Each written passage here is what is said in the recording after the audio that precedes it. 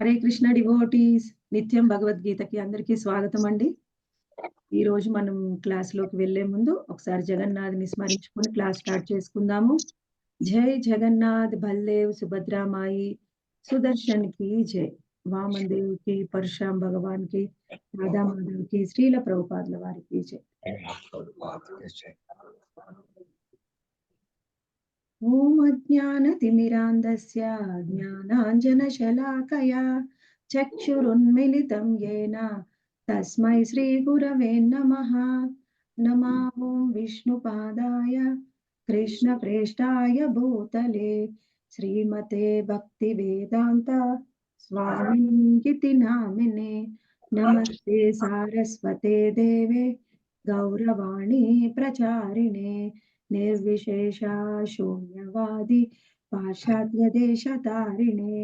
జయ శ్రీ కృష్ణ చైతన్య ప్రభో నిత్యానంద శ్రీ అద్వైత గదాధర శ్రీవాసాది గౌర భక్త వృంద. హరే కృష్ణ కృష్ణ కృష్ణ హరే హరే హరే రామ రామ రామ రామ హరే హరే. మనం ఇప్పుడు 16వ అధ్యాయాన్ని చర్చిస్తున్నామండి. 16వ అధ్యాయంలో 16వ అధ్యాయము దైవ అసుర మరియు స్వభావాలు.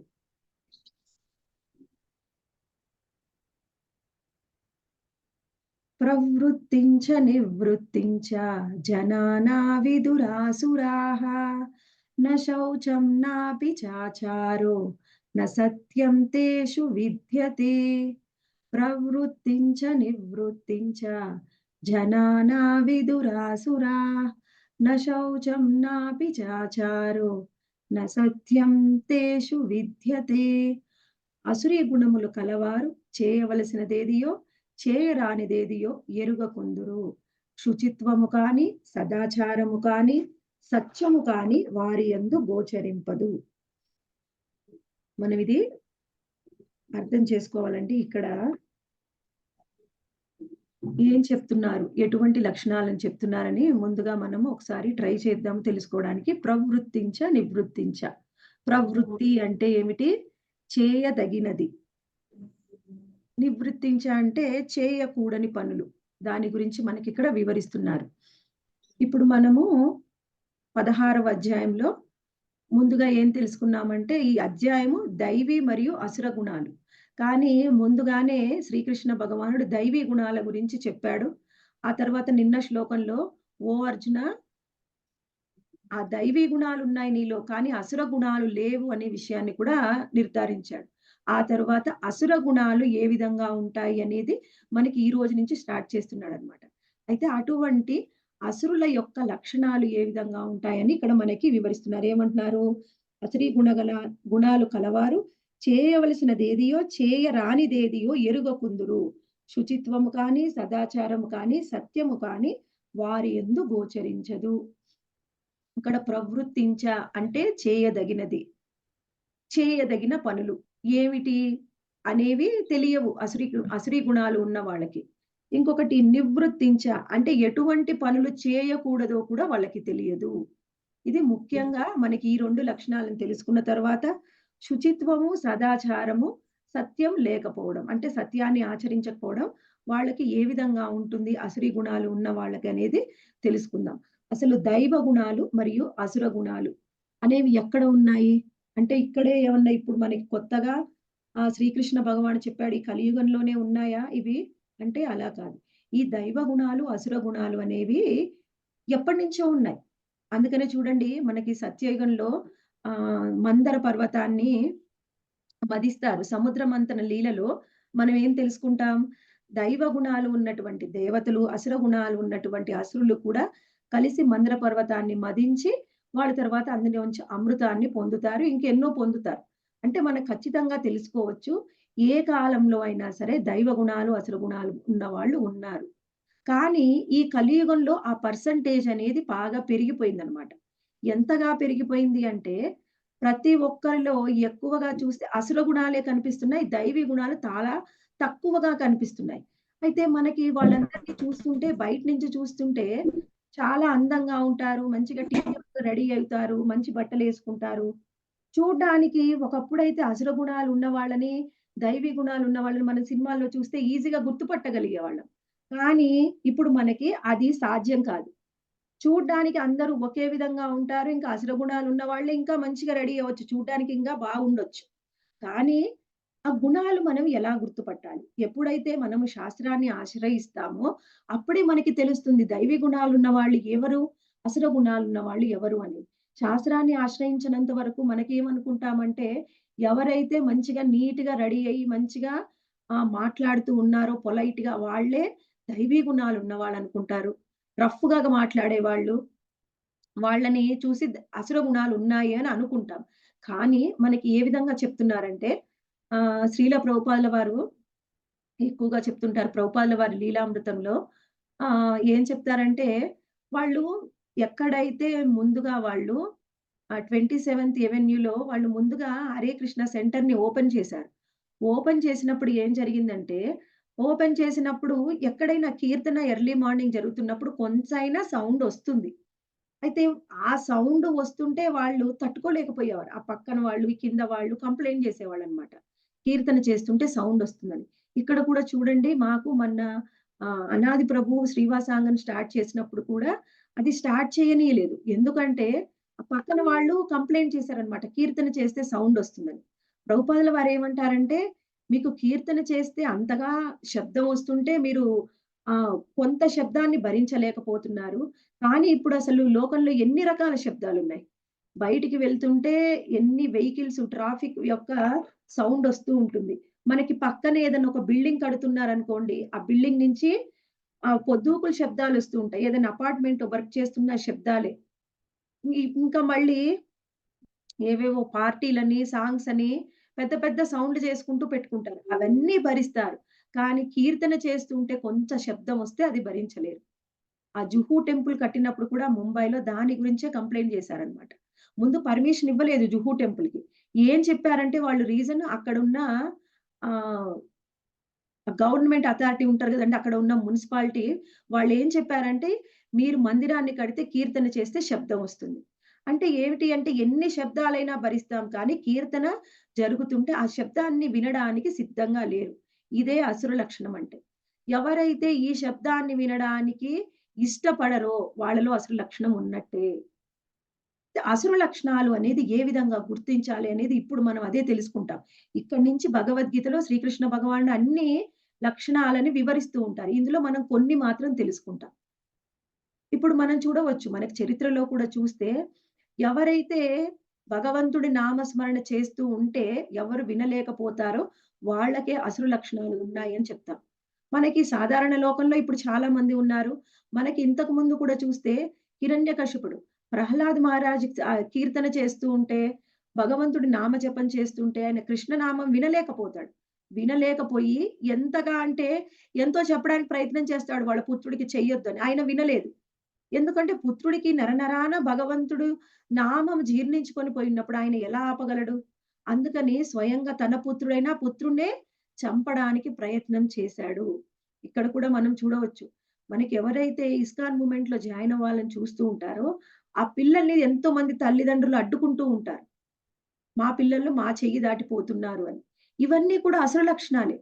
అసుర లక్షణాలు కేవలము ఇది ఒక్కటే కాదు.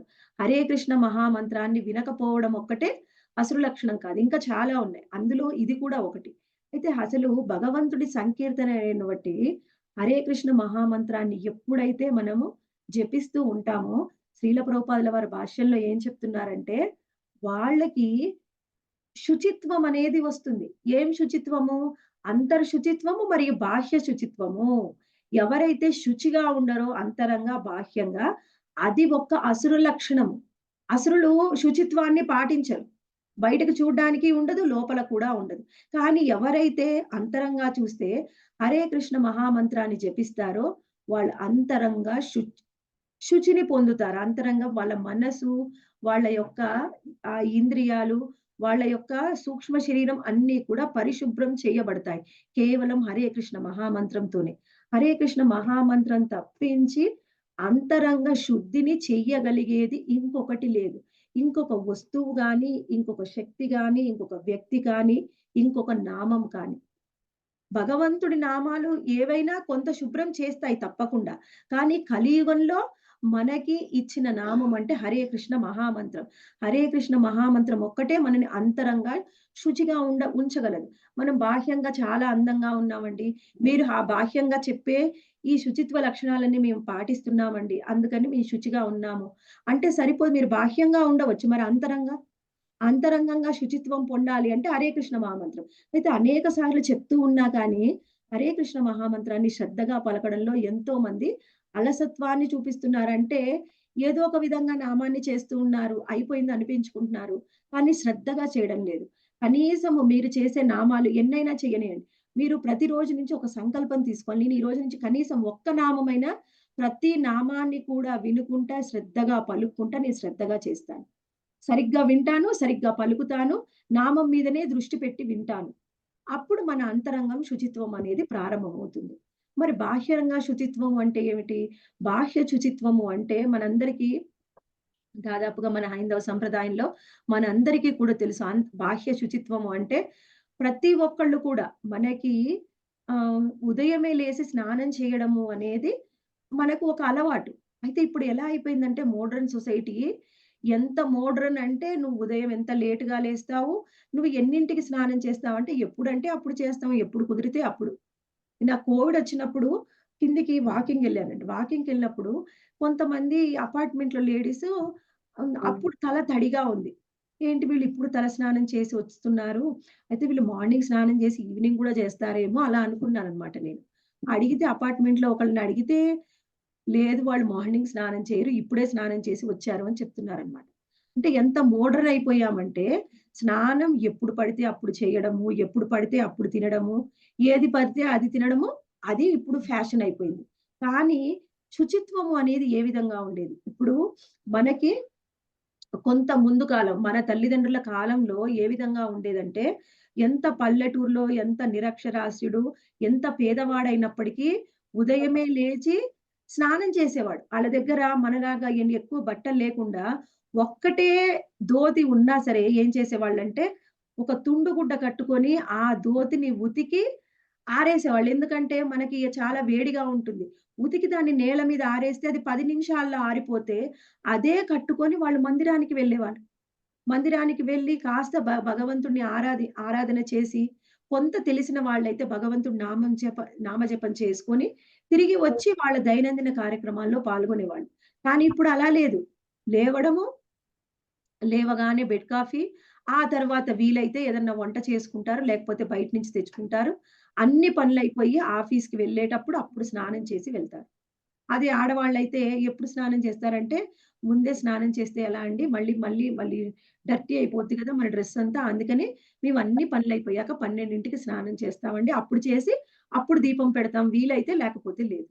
ఇది శుచిత్వం కాదు. ఎవరైతే ఈ విధంగా ఉన్నారో వీళ్ళందరికీ కూడా అసుర లక్షణాలు ఉన్నట్టే. ఇవే అసుర లక్షణాలంటే. అసుర లక్షణాలంటే ఏదో ప్రహ్లాద్ మహారాజుని హిరణ్యకశిపుడు హింసించినట్టు మనం ఎవరినో ఒకళ్ళని హింసిస్తేనే అదే అసుర లక్షణము. బాధ పెడితే, కొడితే, తిడితేనే అది అసుర లక్షణం అనుకోకూడదు. ఎవరైతే ఉదయం లేవట్లేదో, ఉదయం లేవగానే స్నానం చేసి ప్రసాదం తీసుకోవట్లేదో, స్నానం చేసి వంట చేయట్లేదో అయన్నీ కూడా అసుర లక్షణాలే. వాళ్ళకి శుచిత్వం లేదు అని అర్థం చేసుకోవాలి. ఆ తరువాత మనం తెలుసుకోవాల్సింది సదాచారము. సదాచారము అంటే ఏమిటి? ఇక్కడ మనం తెలుసుకుంటున్నాం. ఏమి చెయ్యొచ్చు, ప్రవృత్తి ఏంటి, నివృత్తి ఏమిటి అది కూడా మనం సైమల్టేనియస్‌గా తెలుసుకుంటూనే ఉన్నాం. అయితే ఇక్కడ సదాచారం. ఆచారము అంటే ఏమిటి? మనకి ఏదైతే శాస్త్రంలో చెప్పారో దానిని మాత్రమే ఆచరించడం అదే ఆచారం. దాన్నే సదాచారం అంటారు. శాస్త్రంలో చెప్పింది కాకుండా, మన ఇష్టమైనట్టుగా స్వంత కల్పనలు చేసుకొని, దాన్నే మనము ఒక ఆచారంగా మనం పాటించినంత మాత్రాన అది ఆచారం అయిపోదు. శాస్త్రంలో ఏది చెప్తే అదే సదాచారము. శాస్త్రంలో చెప్పంది ఏదైనా కానీ అది సదాచారము కాదు. అది ముఖ్యంగా తెలుసుకోవాలి. ఇక్కడ మనకి భాష్యంలో శ్రీల ప్రభుపాదుల వారు వివరిస్తూ ఉన్నారు. ముఖ్యంగా సదాచారము అంటే మనకి ఎటువంటి శాస్త్రాల్ని ఆచరించాలి? ప్రతి ఒక్కరు కూడా వాళ్ళ దైనందిన జీవితంలో ఎటువంటి శాస్త్రాలను ఆచరించాలని ఇక్కడ మనకి వివరిస్తూ ఉన్నారండి. మను సంహితని ఎక్కువగా ఆచరిస్తూ ఉంటారు. ఈ మను సంహితలో న్యాయానికి సంబంధించిన శాస్త్రము ఉంటుంది ఇందులో. న్యాయము మరియు వారసత్వపు నియమాలు. వారసత్వ నియమాలు మరియు న్యాయం. ఈ రెండిటి మీదనే ఇప్పుడు మన కలియుగం నడుస్తూ ఉంది. వారసత్వం. వారసత్వంగా నాకేమి వచ్చింది? నాకేమి వస్తుంది? మా అమ్మ వాళ్ళ తరపు నుంచి, మా తండ్రి గారి తరపు నుంచి, మా అత్తగారి తరపు నుంచి, మరి నేను ఆ అమ్మాయిని అసలు మొత్తం కొడుక్కే ఆస్తి వస్తుందా అండి? కూతురికి రాదా? ఇలాంటివి మనం ఎక్కువగా చూస్తుంటాం. ఇలాంటి సందేహాలు అడుగుతుంటారు. ఇటువంటి ప్రతి ఒక్క సమస్యకి సమాధానం మనకి మను సంహితలో ఉంది. ఇది వారసత్వ లక్షణాలు. న్యాయము. మనకి న్యాయం మీదనే ఆధారపడి నడుస్తూ ఉంది. ఏదో ఒక విషయంలో మనకు అన్యాయం జరిగిందని మనం ఫీల్ అవుతూ ఉంటాం. దానికి న్యాయం కోసం వెళ్తూ ఉంటాం. మరి ఏది న్యాయము, ఏది అన్యాయం మనకెలా తెలియాలి? అదంతా కూడా మను సంహితలో ఉంది. మను సంహిత చదివితే మనకి ఈ విషయాలు మాత్రమే కాకుండా వారసత్వము, న్యాయ సంబంధించిన విషయాలు కాకుండా సదాచారం గురించి కూడా తెలుసుకోవచ్చు.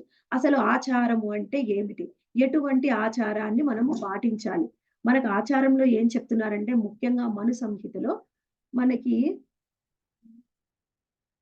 స్త్రీకి స్వాతంత్రం ఇవ్వకూడదు అనింది. స్త్రీకి స్వాతంత్రం ఇవ్వకూడదు అంటే ఆమెని బానిసలాగా చూడాలా అండి? కొంతమంది అలా భావిస్తూ ఉంటారు. బానిసలాగా చూడమని కాదు అక్కడ అర్థం. స్త్రీకి స్వాతంత్రం ఇవ్వకూడదు అనంటే స్త్రీని అతి జాగ్రత్తగా నువ్వు చూసుకోవాలి. ఒంటరిగా ఆమెని పంపించి నీ పని అయిపోయిందని చేతులు దులుపుకోవడం కాదు.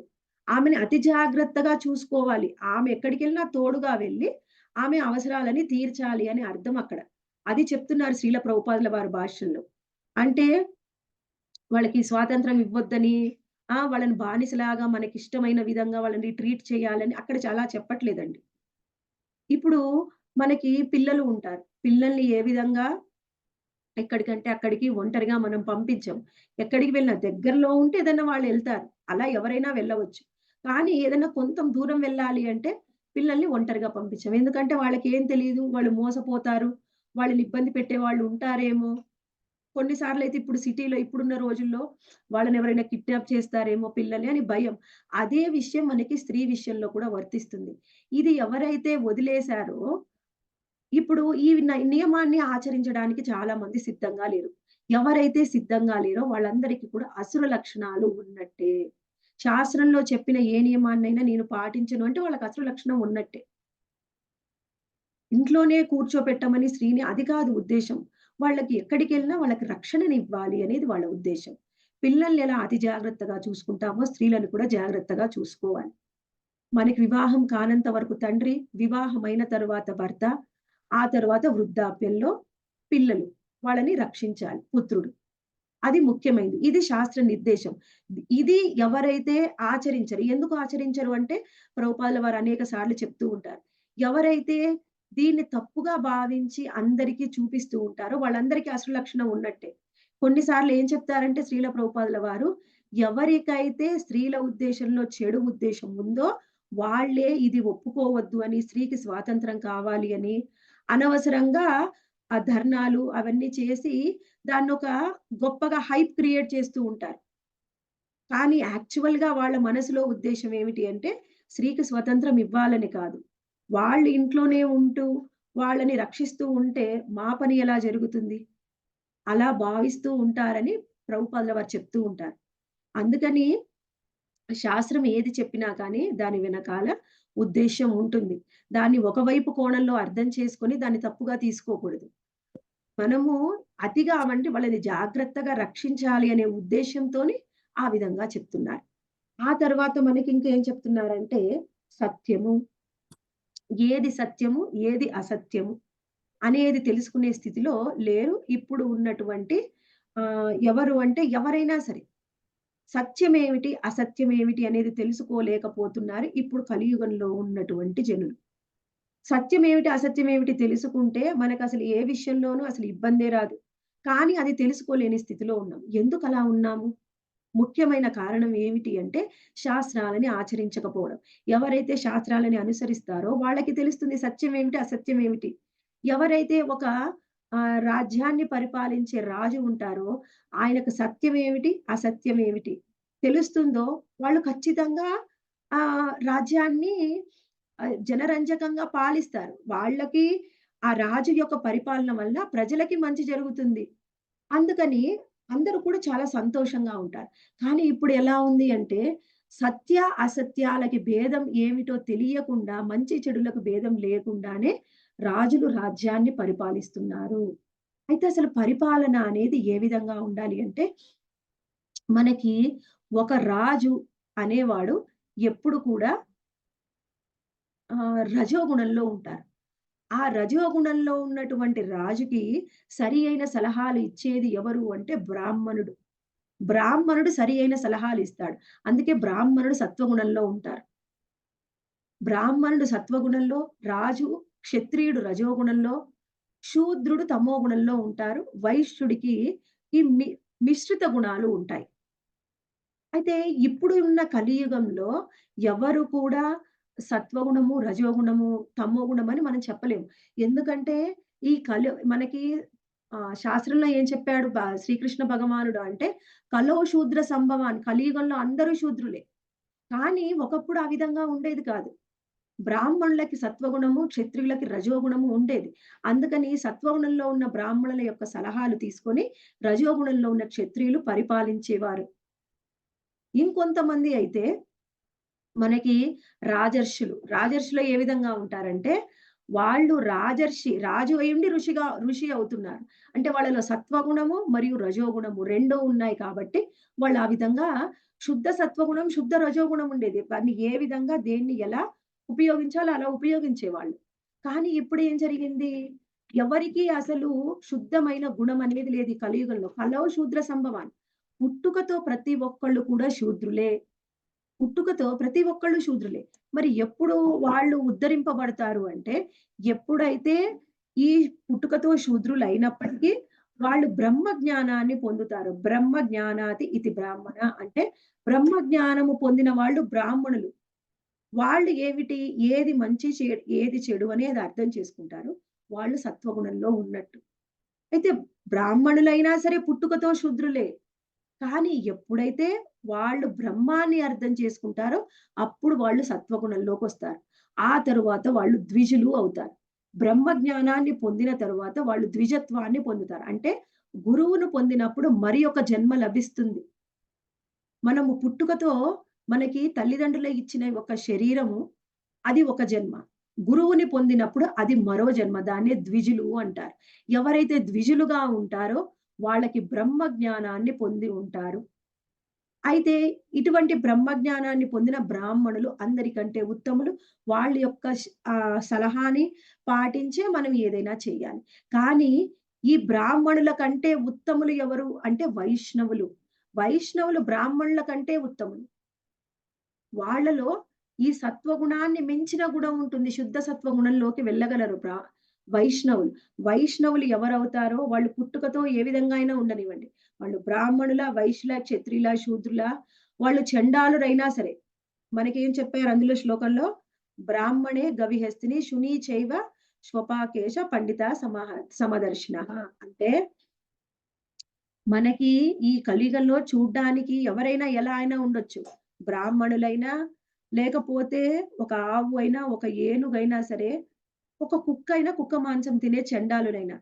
ఎవరైనా సరే వాళ్ళు వైష్ణవులైతే వాళ్ళు అందరికంటే అతి ఉత్తములు. వైష్ణవులకు మించి అతి ఉత్తములు లేరు. ఎందుకంటే వాళ్ళు ప్రతిరోజు శాస్త్రాలను అధ్యయనం చేస్తారు. శాస్త్రంలో చెప్పిన శాస్త్ర ప్రమాణాన్ని ఆచార్యుల ముఖత విని దాన్నే వాళ్ళ జీవితంలో ఆచరిస్తారు. కాబట్టి వైష్ణవులు అందరికంటే ముఖ్యమైన వాళ్ళు. మనకి పుట్టుకతో వాళ్ళకు ఎన్ని అసురు లక్షణాలైనా ఉండవచ్చు. కానీ ఎప్పుడైతే వైష్ణవులవుతారో వాళ్ళలో ఉన్న అసుర లక్షణాలన్నీ పోయి వాళ్ళలో దైవీ లక్షణాలన్నీ మొదలైతాయి. అందుకనే శ్రీకృష్ణ భగవానుడు ఏం చెప్పాడు అర్జునుడికి, "ఓ అర్జున నీలో ఏ అసుర లక్షణం లేదు. అన్నీ నీకు దైవీ లక్షణాలే ఉన్నాయి" అని చెప్తున్నారు. వైష్ణవులకి ఆ విధంగా దైవీ లక్షణాలొస్తాయి. పుట్టుకతో వాళ్ళని చూసి, ఒకప్పుడు వాళ్ళెలా ఉన్నారో చూసి, వాళ్ళని అదే విధంగా అంచనా వేసి, సాధారణమైన వాళ్ళు అని అనుకోకూడదు వైష్ణవుల గురించి. వాళ్ళు ఒకప్పుడు ఎలా ఉన్నారు అనేది అసలు అసంబద్ధం. అది అవసరం లేని విషయం. ఎప్పుడైతే వైష్ణవులు అయ్యారో వాళ్ళు ఏం చేసినా శాస్త్రబద్ధంగా చేస్తారు.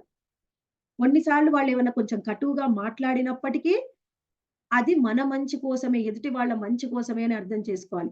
వైష్ణవుల యొక్క సాంగత్యం ఎవరు పొందుతారో వాళ్ళు అందరికంటే ఎక్కువ అదృష్టవంతులు. మనకి ఒక శ్లోకం వస్తుందండి. ధర్మరాజు విదురుడిని చూసి చెప్తాడన్నమాట. ఏమంటాడంటే, విదురుడు ఎన్నో రోజుల తరువాత తీర్థయాత్రలు చేసుకొని, ఈ ధృతరాష్ట్రుడు ఇంకా అదే ఇంట్లో ఉంటున్నాడు. పుత్రులందరూ మరణించినా పాండవుల యొక్క పంచాన పడి అక్కడే ఇంట్లో ఉంటున్నాడు. ఎలా ఆయన్ని ధృతరాష్ట్రుడిని ఉద్ధరించాలి అని అప్పుడు విదురుడు తీర్థయాత్రలన్నీ ముగించుకొని మళ్ళీ హస్తినాపురానికొస్తాడు. అప్పుడు ఆయన్ని చూసి ధర్మరాజు ఈ విధంగా చెప్తున్నాడన్నమాట. ఏమంటాడంటే, "భవద్విత భాగవతి తీర్థ భూత విభో" ఆ తర్వాత "తీర్థీకుర్వంతి తీర్థాని స్వాంతస్వేన గదాభృత" అంటే నువ్వు గొప్ప భక్తుడివి. ఎవరైతే భక్తులో, ఆ భక్తులు ఎక్కడ ఉంటే తీర్థక్షేత్రాలన్నీ అక్కడే ఉంటాయి. ఎందుకని? అంటే నీలో ఎప్పుడు భగవంతుడు ఉంటాడు కాబట్టి, నువ్వు ఏ ప్రదేశానికి వెళ్ళినా ఆ ప్రదేశాన్ని తీర్థస్థానంగా మార్చగలవు అని విదురుడిని స్వయంగా ధర్మరాజు కీర్తిస్తూ ఉన్నాడు. అంటే ఏమిటి? వైష్ణవుడు ఎక్కడ ఉంటే మనం తీర్థక్షేత్రాలకు ఎందుకు వెళ్తామండి? తీర్థక్షేత్రాలకు వెళ్ళి అక్కడ గంగలో స్నానం చేసి, మనలో ఉన్న దోషాలని పోగొట్టుకొని పుణ్యం సంపాదించడానికి వెళ్తాము. కానీ వైష్ణవులు ఎక్కడ ఉంటే ఆ ప్రదేశమే తీర్థస్థానంగా మారిపోతుందంట. ఎందుకంటే నీలో భగవంతుడు ఎప్పుడూ ఉంటాడు కాబట్టి వైష్ణవులలో ఆ ప్రదేశాన్ని తీర్థస్థానంగా మార్చగలిగే శక్తి వైష్ణవులకుంటుంది. అందుకని వైష్ణవులతోని మనము బ్రాహ్మణులని, క్షత్రియులని, శూద్రులని, వైశ్యులని పోల్చలేము. వై వైష్ణవులు అందరికంటే అతి ఉత్తములు. అతి ఉత్తములు ఏ విధంగా అయ్యారు అంటే, వాళ్ళు భగవంతుణ్ణి పట్టుకున్నారు. భగవంతుణ్ణి ఎవరు పట్టుకుంటారు? వాళ్ళు అతి ఉత్తములు. వాళ్ళు ఎక్కడ ఉంటే అక్కడే తీర్థ స్థానాలు ఉంటాయి. ఒక్క క్షణం లవమాత్ర సాధు సంగ.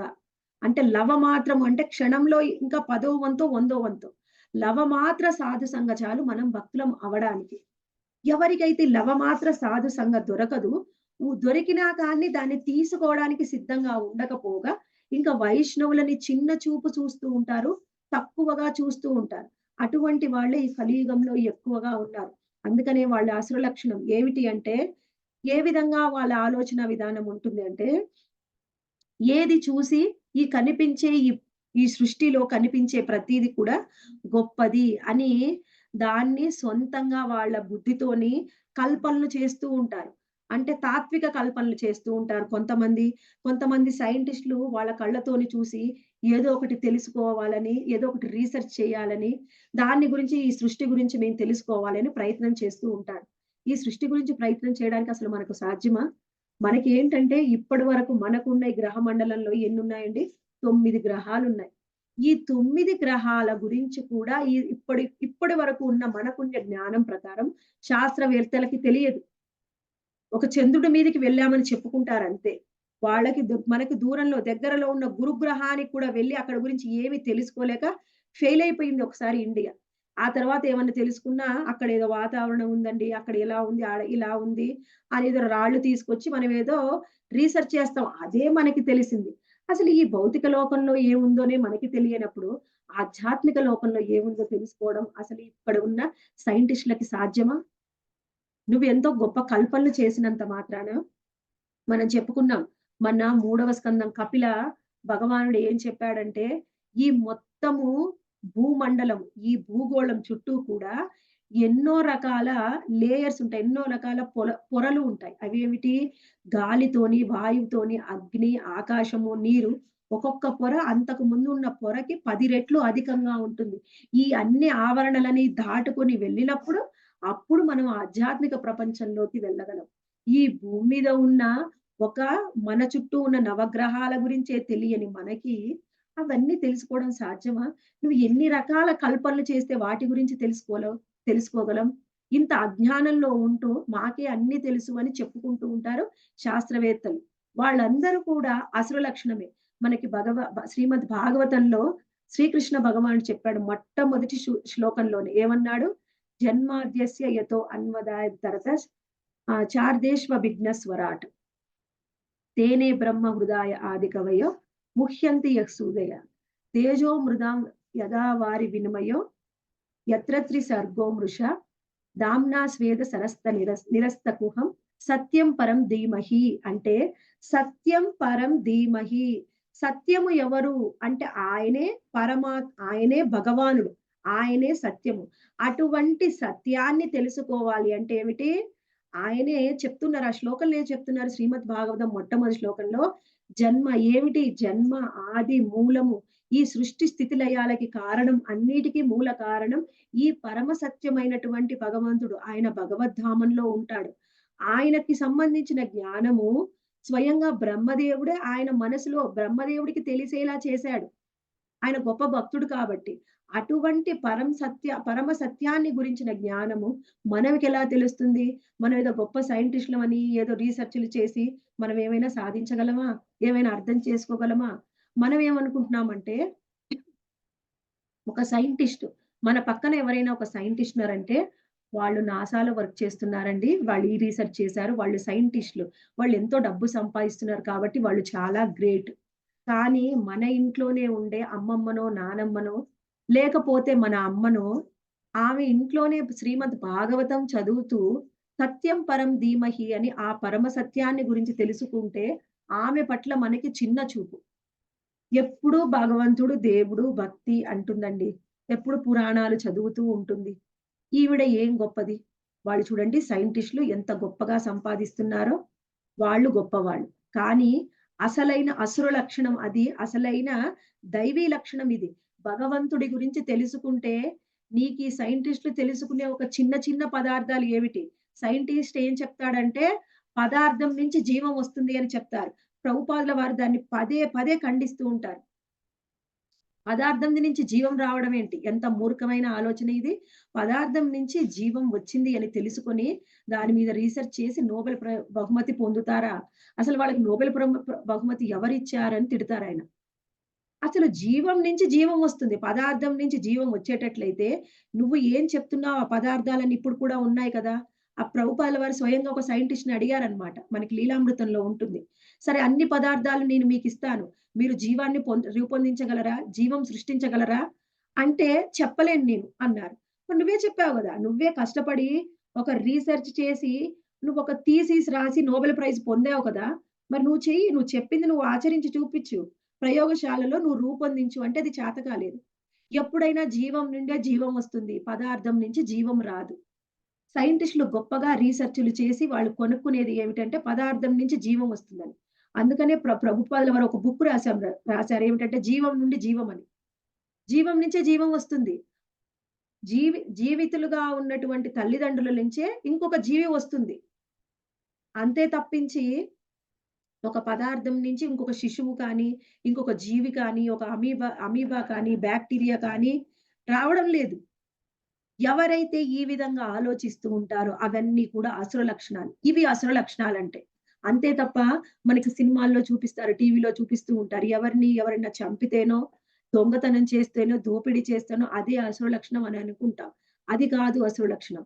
అసుర లక్షణం అంటే సత్యం పరం ధీమహి అంటే పరమ సత్యమైనటువంటి భగవంతుడు ఏం చెప్పాడో అది వినకుండా, అది అర్థం చేసుకోకుండా నీకిష్టమైన సొంత పెత్తనాలు, సొంత కవిత్వాలు చేస్తూ, అటువంటి వాళ్ళని సపోర్ట్ చేస్తూ, అటువంటి వాళ్ళని గొప్పగా చూస్తున్నాము అంటే, మనలో కూడా అసుర లక్షణం ఉన్నట్టే. ఎవరైతే భగవంతుడిని అర్థం చేసుకోవడానికి ప్రయత్నం చేస్తారో, నువ్వు చేసే తెలుసుకునే ఈ భౌతికమైన శాస్త్రవేత్తలు కనిపెట్టేవన్నీ కూడా ఈజీగా మనకు అర్థమైపోతాయి. అందుకనే వైష్ణవులు చాలా స్మార్ట్‌గా ఉంటారు. ఎంతో తెలివిగల్ల వాళ్ళుగా ఉంటారు. ఎందుకంటే, వాళ్ళకి శ్రీమద్ భాగవతంలో విశ్వ సృష్టి గురించి అర్థం చేసుకొని చెప్పగలిగిన వాళ్ళకి, ఈ సైంటిస్ట్‌లు చేసే ఈ టెస్ట్‌లు ఏ పాటే అండి? నీకు కెమికల్ రియాక్షన్స్ ఫార్ములాలు ఎయ్యకపోవచ్చు. కానీ వాళ్ళకి ఈజీగా అన్నీ అర్థమవుతాయి. నువ్వు ఎన్ని ఫార్ములాలేసినా నీకు అర్థం కాంది వైష్ణవులకి సులభంగా అర్థమవుతుంది. అందుకని మనము అటువంటి పరమ సత్యాన్ని గురించి జ్ఞానం పొందిన వాళ్ళకి దైవీ లక్షణాలు ఉంటాయి. ఈ శాస్త్రాన్ని అర్థం చేసుకోకుండా, శాస్త్రంలో ఏం చెప్పారో తెలుసుకోకుండా, మనకి ఇష్టమైనట్టుగా సొంత కల్పనలు చేస్తూ ఉంటారో, మనకి ఈ సొంత కల్పనలు చేస్తూ కొత్త కొత్త పుస్తకాలు రాస్తారు. ఏం పుస్తకాలు రాస్తారంటే, వాళ్ళకు బుర్రలో ఏది తోస్తే అది ఒక పుస్తకం. చదివే వాళ్ళుంటారు. బుక్ రీడర్స్ ఉంటారు. మనకి బుక్ రీడింగ్ ఎలా చేయాలని మనకి యూట్యూబ్‌లో ఏమన్నా మనకు వీడియోస్ చూస్తూ ఉంటే, పక్క నుంచి యాడ్స్ వస్తూ ఉంటాయి. ఎలా బుక్ చదవాలి? ఒక వారం రోజుల్లో ఒక బుక్ చదివేయండి. సంవత్సరంలో ఇన్ని పుస్తకాలు చదవచ్చు. ఎన్ని పుస్తకాలు చదివి ఏం లాభం? దానివల్ల నువ్వు ఏం పొందుతావు? సమయం వృధా. శ్రీమద్ భాగవతం మరియు భగవద్గీత చదివితే, శాస్త్రాన్ని అధ్యయనం చేస్తే, అప్పుడు నువ్వు తెలుసుకునే ఇప్పుడు ఇక్కడ చూడండి బయట మిరం పుస్తకాలు ఏమన్నా చదివితే, నువ్వు మనస్తత్వ శాస్త్రం అది వేరు. ఆర్థిక శాస్త్రం వేరు. నువ్వు భార్యతో ఎలా ఉండాలి ఇంకొక శాస్త్రం. నీ భార్యతో విడిపోకుండా ఎలా ఉండాలి ఇంకొక బుక్కు. పిల్లల్ని ఎలా పెంచాలి ఇంకొక బుక్కు. పిల్లల్ని ఎందులో ఏ కాలేజీలో జాయిన్ జేయాలి ఇంకొకటి. అడల్ట్స్, అడల్ట్స్‌తోని అంటే టీనేజర్స్‌తో ఎలా ప్రవర్తించాలి ఇంకొకటి. ఇన్ని రకాల చెత్త పుస్తకాలు చదివే బదులు భగవద్గీత, శ్రీమద్ భాగవతం చదివితే నీ జీవితంలో నీకు వచ్చే ప్రతి సమస్యకి కూడా పరిష్కారం దొరుకుతుంది. అంటే మాకు సమస్యలెన్నో ఉన్నాయండి. అంటే మీరు చెప్పారు కదా! ఈ భగవద్గీత, శ్రీమద్ భాగవతం పుస్తకాలన్నీ చదివితే అప్పుడు మీకు సమస్య వస్తుందా? సమస్యకు పరిష్కారం వస్తుందా? అంటే అలా కాదు. మీకు సమస్య ఉంటే మీరు చదువుతూ ఉండండి. మీరు అనుకున్న రోజే దానికి పరిష్కారం దొరకవచ్చు. భగవంతుడిని ఆశ్రయిస్తే భగవంతుడు మనకు తెలిసిన భక్తుల ద్వారా, మనం విన్న సత్సంగం ద్వారా, శ్రీకృష్ణ భగవానుడు మన గురించి మనకి అర్జునుడికి చెప్పిన భగవద్గీతలోని ఒక శ్లోకం చదివినా మనకి సమస్యకి పరిష్కారం వస్తుంది. అది దైవీ లక్షణం. అది సురుల యొక్క, దేవతల యొక్క లక్షణం. పనికిరాని 100 చెత్త పుస్తకాలు చదివినంత మాత్రాన అది కాదు దైవీ లక్షణం. అది అసుర లక్షణం. శాస్త్రంలో ఏం చెప్పారో అది కాకుండా సొంత పెత్తనంగా ఎవరైతే ప్రవర్తిస్తారో అది అసుర లక్షణం. శాస్త్రాలని పాటిస్తూ శాస్త్రంలో చెప్పింది మాత్రమే దాన్ని మన జీవితంలో అన్వయించుకొని అది 10 మందికి చెబితే అది దైవీ లక్షణం. అటువంటి దైవీ లక్షణాలు ఉన్న వాళ్ళని, వైష్ణవులని ఒకప్పుడు ఏ విధంగా ఉన్నారని చూసి మనం అంచనా వేయకూడదు. ఇప్పుడు ఏ విధంగా ఉన్నారు. ఒకప్పుడు మన పుట్టుక, మన సంస్కారాలు, మన జన్మ దాన్ని బట్టి మనలో కొన్ని లక్షణాలు ఉండవచ్చు. కానీ ఎవరైతే భగవద్గీతని, శ్రీమద్ భాగవతాన్ని చదువుతారో వాళ్ళ మనస్థితి మారిపోతుంది. వాళ్ళలో మనసులో ఉన్న అనర్థాలు తొలగిపోతాయి. ఎదుటి వాళ్ళని చూసే దృష్టికోణం మారిపోతుంది. పూర్తిగా వాళ్ళలో ఉన్న అసుర లక్షణాలన్నీ కూడా పోయి దాని స్థానంలో దైవీ లక్షణాలు వస్తాయి. మన మాట తీరు కొంచెం కటువుగా ఉంటే ఉండవచ్చు. అది వాళ్ళ స్వభావం. అంత మాత్రాన ఆ మనిషిని చెడ్డగా చూడకూడదు. వైష్ణవుడు అంటే ఈ లోకంలో అతి ఉత్తముడు.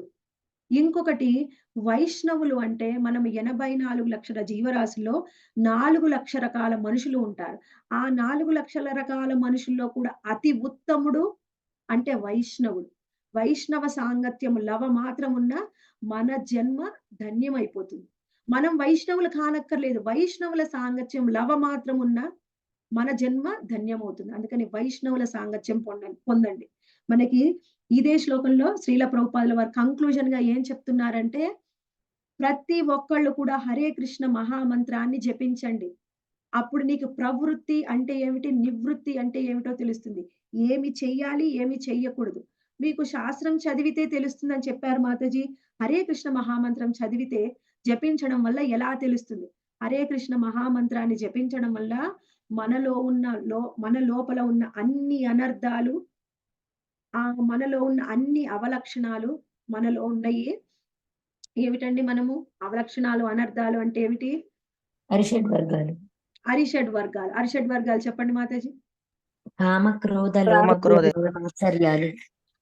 అవన్నీ కామ, క్రోధ, లోప, మదమాశ్చర్యాలన్నీ కూడా నువ్వు ఎన్ని జన్మలు ప్రయత్నం చేసినా, ఈ జన్మంతా ప్రయత్నం చేసినా ఒక లక్షణంలో ఒకటి కొంత కూడా మనం తగ్గించుకోలేం. మనంతట మనం ప్రయత్నం చేస్తాం.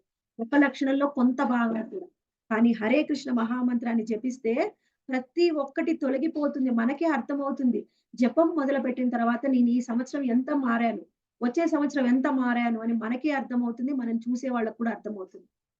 హరే కృష్ణ మహామంత్రాన్ని మించి మనలో అసుర లక్షణాలు పోగొట్టుకొని దైవీ లక్షణాలని పొందడానికి ఇంకొక మార్గం లేదు. అందుకని ప్రతిరోజు శాస్త్ర అధ్యయనం భగవద్గీతని, భాగవతాన్ని పఠించండి. హరే కృష్ణ మహామంత్రాన్ని జపించండి. అన్ని అర్జునుడిలో ఏం లక్షణాలున్నాయి? దైవీ లక్షణాలున్నాయి. ఎక్కడి నుంచి వచ్చాయి అర్జునుడికి? నిరంతరం శ్రీకృష్ణ భగవాన్ని స్మరించుకోవడం వలన మనకి శ్రీకృష్ణ భగవాన్ ఉండే లక్షణాలు అర్జునుడికి ఎలా వచ్చాయో, కృష్ణుడిలో ఉండే లక్షణాలు మనకు కూడా వస్తాయి. ఇప్పుడు భక్తులకి 26 లక్షణాలు వచ్చాయని చెప్తాం. శుద్ధ భక్తులు ఎక్కడి నుంచి వస్తాయి వాళ్ళకి? ఎవరినైతే నిరంతరము ఆలోచిస్తూ ఉంటాము, స్మరిస్తూ ఉంటాము, సాంగత్యాన్ని తీసుకుంటామో వాళ్ళలో ఉండే లక్షణాలు మనకొస్తాయి. ఇప్పుడు మీరు భౌతికంగా కూడా ఎవరైనా ఒక వ్యక్తితోని మీరు సాంగత్యాన్ని తీసుకున్నారనుకోండి, ఏమంటారు? 6 నెలలు సావాసం చేస్తే వాళ్ళు వీళ్ళు, వీళ్ళు వాళ్ళు అవుతారంటారు. అది మనకు భౌతికంగానే ఆ సామెత ఉంది. అటువంటప్పుడు మనం భౌతికమైన వ్యక్తులతో ఎందుకు సాంగత్యం చేయాలి? స్వయంగా కృష్ణుడితోని సాంగత్యం చేద్దాం. కృష్ణుడు చెప్పిన భగవద్గీతతోని, కృష్ణుడి గురించి రాసిన శ్రీమద్ భాగవతంతోని సాంగత్యం చేస్తే కృష్ణుడిలో ఉండే లక్షణాలు మనకొస్తాయి. అర్జునుడికి వచ్చినప్పుడు మనకెందుకు రావు? కాకపోతే అంత గొప్ప వాళ్ళం కాదు. మనకి అన్ని లక్షణాలు రాకపోవచ్చు. అంత ఫాస్ట్‌గా రాకపోవచ్చు. కానీ మనకు వస్తాయి. కొంత సమయం తీసుకోవచ్చు. కానీ మనలో కూడా దైవీ లక్షణాలు పెంపొందుతాయి. అర్జునుడికి ప్రతి ఒక్క విషయంలో ఏ విధంగా ఇంద్రియాల విషయంలో ఆయనకి ఏ ఒక్క విషయంలో ఎందులో అయినా ఎలా కంట్రోల్ వచ్చిందో మనకి వస్తుంది. కొంత సాధన అవసరం. కొంత ఓపిక అవసరం. ఓపికతోని సాధన ప్రతిరోజు చేస్తూ ఉంటే కృష్ణుల్లో ఉండే దైవీ లక్షణాలు అర్జునుడికి ఎలా వచ్చాయో మనకి అలా వచ్చి మనలో ఉన్న అసురు లక్షణాలన్నీ కూడా పూర్తిగా పోతాయి. హరే కృష్ణ మాతాజీ. హరే కృష్ణ మాతాజీ. చాలా హరే అద్భుతంగా కృష్ణ ఉంది మాతాజీ. మాతాజీ. చాలా బాగా చెప్పారు మాతాజీ. అసలు అద్భుతంగా ఉంది ఆ అది వివరణ. వరకు చాలా బాగా అది వరకు చెప్పారు మాతాజీ. మాతాజీ మాతాజీ ఆసురీ లక్షణాలంటే ఒక వ్యక్తి ఇతరులతోటి పరుషంగా ప్రవర్తిస్తే వాళ్ళతోటి దూషించడము, వాళ్ళని హింసించడము అదే ఆసురీ లక్షణం అనుకున్నాం. గాని వీటన్నిటికి కూడా మూలం శాస్త్ర అధ్యయనం చేయకపోతే ఆసురీ లక్షణాలు వస్తాయి. ఇవన్నీ మీరు చెప్పినట్లుగా. కానీ ఈ వర్షంలో ఇప్పుడు మంచిగా అర్థం చేసుకోగలుగుతున్నాం మాతాజీ. ఎప్పుడైతే శాస్త్రాధ్యయనం చేస్తామో ఈ రాక్షస గుణాలన్నీ పోతాయి. అప్పుడు దైవీ గుణాలు వస్తాయి. ఇప్పుడు మాత్రం తెలిసింది ఏంటంటే మాతాజీ, మాకు భౌతికంగా చూసేవాళ్ళు ఎవరు మనతో చెడుగా ప్రవర్తిస్తే వాళ్ళు అసురులు అనుకుంటాము. కానీ ఈ లక్షణాలు ఇవన్నీ కూడా ఈ ఆసు లక్షణాలు ఎందుకు వస్తున్నాయి? దైవాన్ని మనం స్వీకరించకపోవడం వల్ల, ఆయన ఆరాధించకపోవడం వల్ల వస్తున్నాయి అనే విషయం చాలా అద్భుతంగా అసలుకి చాలా బాగుంది మాతాజీ. హరే కృష్ణ. హరే కృష్ణ. ఈ ప్రవృత్తి మార్గం, నివృత్తి మార్గం అంటే మనం ఏ విధంగా ఆచరించాలి? ప్రవృత్తి మార్గంలో ఏమిటి? మనము ఒక జన్మ తీసుకొని ఆ జన్మని మనం ఉత్తమంగా జీవించడం వల్ల ఆ తర్వాత ఉత్తమ జన్మ వస్తుంది. ఆ తర్వాత ఇంకొక ఉత్తమ జన్మ.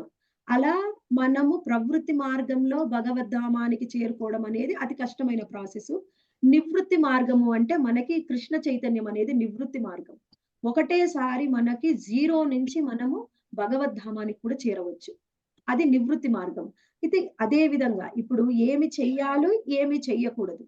ప్రవృత్తి మార్గం అనేదిలో మనకి ఏమి చెయ్యకూడదు, ఏం చేయాలో తెలీదు కాబట్టి ఆ విధంగా వెళ్తున్నాం. నివృత్తి మార్గంలో ఏమి చెయ్యకూడదో చెప్తుంది మన శాస్త్రం. ఏమి చెయ్యకూడదు? మనకి ముఖ్యంగా కృష్ణ చైతన్యంలో ఏం చెప్తారంటే, ఏమి చెయ్యకూడదు. నువ్వు మాంసాహారం తినవద్దు. అభద్ర స్త్రీ సంగం చెయ్యవద్దు. జూదం ఆడకూడదు. జూదం ఆడవద్దు. అది చెప్తూ ఉంటాంగా. మత్తు పదార్థాలు మద్యపానం. సేవించవద్దు. మనకి ఏమేం తినవద్దో చెప్తూ ఉంటారు ఫస్ట్. మనం మొట్టమొదటిది ఏం చెయ్యవద్దు నుంచే మనది మొదలవుతుంది. మన కృష్ణ చైతన్యం. ఎలా మొదలవుతుందండి? కృష్ణ చైతన్యంలోకి రాంగానే ముందు మనం చెప్పేదేమిటి? ఈ 4 నియమాలు చెప్తాం. ఏం చెయ్యకూడదో చెప్తాం. ఏం చెయ్యకూడదు నుంచి ఈ నివృత్తి మార్గం నుంచి ఆ నివృత్తి మార్గం భగవద్ధామానికి ఎలా వెళ్ళాలో మనం తెలుసుకుంటాం. మొదలయ్యేది ఇక్కడి నుంచే మాతాజీ. ఎస్ మాతాజీ. అవును మాత, ఇదంతా భక్తుల థ్యాంక్ యూ సాంగత్యం. మాతాజీ. హరే కృష్ణ. హరే కృష్ణ. ఈ భౌతిక లోకంలో మనకి బద్ధ జీవితంలో ఇప్పుడు మనం మనుషులుగా పుట్టింది అనుభవించడానికి కాదు. అనుభవించడానికి ఏం అనుభవించడానికి? సుఖాన్ని కాదు, దుఃఖాన్ని. అవును. సుఖాన్ని అనుభవించడానికే మనం ఇక్కడికొచ్చాము. అది అనుభవించే మార్గంలో ఇంకా తప్పులు చేసి ఇంకా దుఃఖపడుతూ ఉన్నాం. అదే. నీకు సుఖం కావాలి అంటే ఇక్కడ ఎంత తాత్కాలికమే. అసలైన సుఖం పొందాలి అనుకుంటే భగవద్ధామం వెళ్ళమని చెప్పాలి. అక్కడ ఇక్కడ నీకు దుఃఖం అంటే ఏమిటి? ఇక్కడ దుఃఖం అంటే ఏమిటి అని ప్రశ్న వాళ్ళనే వేయండి. దుఃఖం అంటే ఇది. మళ్ళీ మళ్ళీ పుట్టడం. మళ్ళీ మనం ముసలి వాళ్ళవ్వడం. మనం వ్యాధిలో పడడం. మన వాళ్ళు ఎవరైనా మరణిస్తే మనకి ఎంత బాధ మాతాజీ? అది దుఃఖం. అసలైన దుఃఖం అది. ఆ దుఃఖం నుంచి బయటపడాలి. సుఖం అంటే ఏమిటో తెలుసుకోవాలి అంటే భగవద్ధామానికి వెళ్ళు. దుఃఖం అనే డెఫినేషనే ఉండదని చెప్పండి మాతాజీ. ఓకే మాతాజీ, చాలా బాగా నైస్, బాగా మంచి క్లాస్ మాతాజీ, చాలా బాగున్నది. Thank you Mataji. హరే హరే కృష్ణ మాతాజీ, మీరు అన్నట్టు హరే కృష్ణ మహామంత్రం జపించడం వల్ల ఖచ్చితంగా అనర్థాలు అనేది తొలగిపోతాయి మాతాజీ. అంటే మనకి ఆ వేరియేషన్ తెలుస్తది. మనకి 1 month 2 months లోనే తెలుస్తది.